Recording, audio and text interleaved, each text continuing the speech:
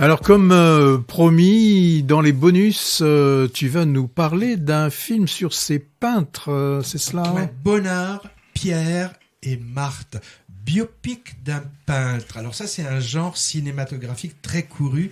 À peu près tous les grands peintres ont eu droit à leur portrait filmé, genre casse-gueule aussi, avec le risque pas toujours éviter de verser dans l'académisme ou dans les détails biographiques superflus, et rendre compte à l'écran du processus de création picturale, c'est pas évident. L'an dernier, on a eu un Caravage passionnant, car l'homme a eu une vie trépidante, et aussi passionnant. La vie était passionnante. Oui, mais pas le film. Moi j'ai trouvé. Et l'an dernier, et là tu vas adouber peut-être le Barbet Schroeder sur son ami artiste Ricardo et la peinture. Il y a aussi un Munch qui est sorti également en décembre, mais franchement, à peine sur les écrans, à peine disparu, j'ai pas eu le temps de le voir.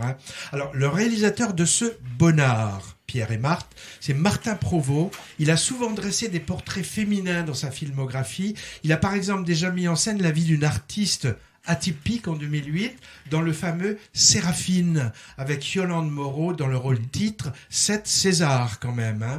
Là, dès le titre du film, on comprend qu'il va s'intéresser aussi à un autre personnage que Pierre, artiste reconnu à la fin du 19e, début 20e, ayant appartenu à plusieurs mouvements picturaux et très liés aux impressionnistes. Il va nous montrer, le réalisateur aussi, celle qui sera d'abord son modèle, puis sa compagne jusqu'à la fin, et qui elle aussi a eu des velléités artistiques, Marthe donc, au caractère ô combien singulier, une amoureuse sincère mais qui mentait beaucoup sur son identité, son âge, son origine, personnage vraiment énigmatique qui apparaît, selon les spécialistes, de façon plus ou moins camouflée dans un tiers des tableaux de Bonnard. Alors beaucoup de sensualité dans ce film, liée à la nature et à l'eau en particulier. On a des magnifiques scènes sensuelles autour d'eux ou dans la rivière qui coule au pied de la maison, pas très loin d'ailleurs de celle de Monet à Giverny qui était un ami du couple. Des moments à chaque fois sublimés par un thème musical vraiment obsédant, entêtant. Il n'y a qu'à voir la très belle affiche du film qui capture bien cet esprit de sensualité, je trouve. Les deux interprètes principaux, Vincent Macaigne, étonnant, assez méconnaissable et loin de son registre habituel de nounours lunaire et empoté.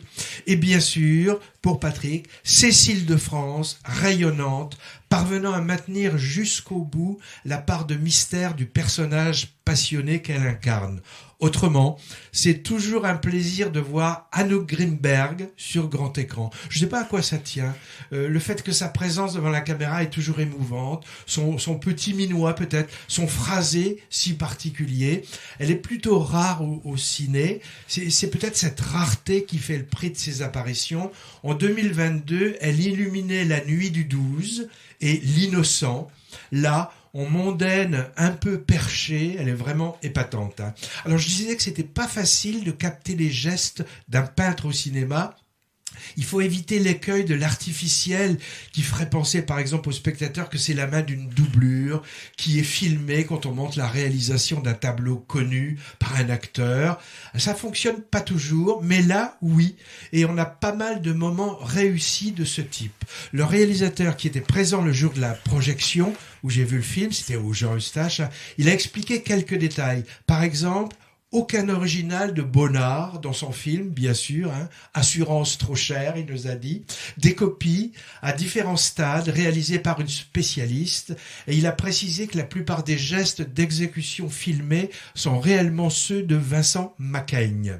Alors, pour un non-spécialiste de peinture comme moi, connaissant peu le travail de Bonnard, j'ai vraiment apprécié ce double portrait que j'ai trouvé solaire et porté par deux comédiens excellent. Je profite de signaler, tant qu'on est dans les biopics de peintres, le magnifique Van Gogh de Piala avec Dutronc va ressortir bientôt en salle.